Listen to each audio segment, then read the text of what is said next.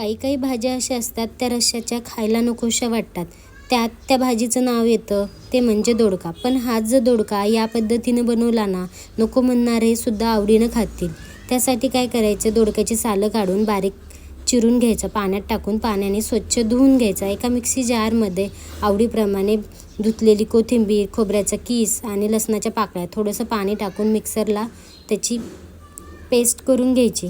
कढईत तेल टाकलं, तेल गरम झालं की त्यात जिरे मोहरी तडकली की बारीक चिरलेलं दोडका, चवीनुसार मीठ आणि केलेली पेस्ट टाकून तेलात मस्त परतून घ्यायचं. ताट झाकून 5 मिनटं वाफलं की त्यात आवडीप्रमाणे घरगुती काळं तिखट, लाल तिखट, हळद ते पण तेलात मस्त परतून घ्यायचं. मग गरम पाणी टाकून कमी गॅसवर त्याला उकळी आणून घ्यायची. उकळी आली की त्यात भाजलेल्या शेंगदाण्याचा कूट टाकायचा. मग तयार झाला हे आपला रश्श्याचा दोडका.